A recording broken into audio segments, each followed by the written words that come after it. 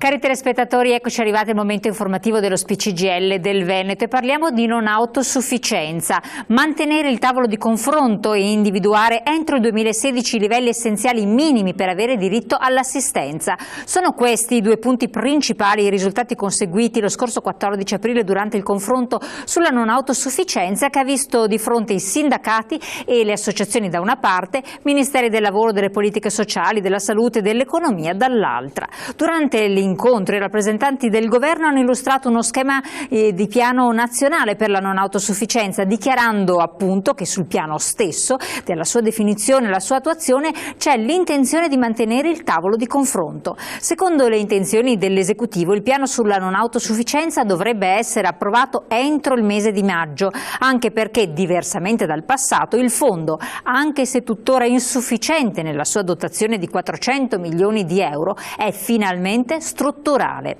Apprezziamo il confronto avviato e l'intenzione di mantenere aperto il tavolo sulla non autosufficienza, commenta Rita Turati, segretaria generale dello CGIL del Veneto, e valutiamo positivamente la scelta di finalizzare il Fondo Nazionale sulla non autosufficienza ai livelli essenziali delle prestazioni.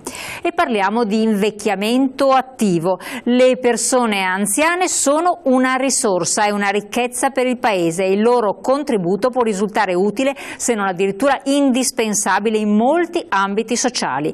Partendo da questo assunto, anche lo CGIL del Veneto sostiene con forza la proposta di legge sull'invecchiamento attivo che, oltre a mettere assieme tutti i livelli istituzionali, prevede la formazione permanente delle persone anziane, azioni del Ministero della Salute per favorire stili di vita coerenti e per impedire forme di ospedalizzazione e forme di finanziamento per avviare i progetti. La legge sull'invecchiamento attivo rende la persona anziana protagonista della propria e dell'altrui quotidianità.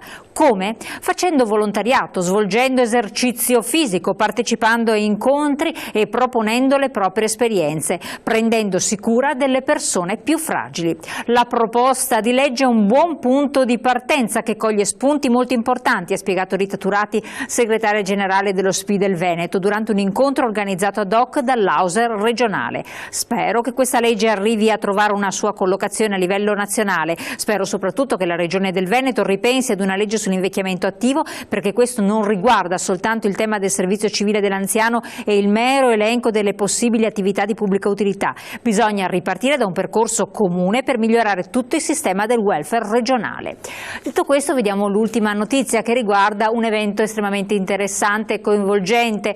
Uscirne si può. Vediamo quindi il volantino che pubblicizza questa occasione di incontro che si svolgerà a Ponte San Nicolò presso il Centro Civico Rigoni Stern alle ore 20:30 venerdì 13 maggio 2016 per riprendersi la vita. Uscirne si può. Storia vera di una donna che ha scelto una vita senza più violenza. Voce narrante Paola Zecchino, musica Valentino Brunello, performance pittorica Sonia Biasi e Loretta Calore, conversazione con Patrizia Zantedeschi del Centro Veneto Progetti Donna dell'Auser. E poi partecipano ancora Rosanna Bettella, segretaria dello SPI provinciale di Padova, Anastasia Nariuzzi, commissaria delle pari opportunità, Enrico Rinuncini, sindaco, Pietro Coletto, segretario della Lega SPI di Padova, Liliana Ruzza del coordinamento Donne Lega SPI di Padova. Tutti sono invitati a partecipare. Con questo noi chiudiamo le nostre notizie dello CGIL del Veneto. Arrivederci.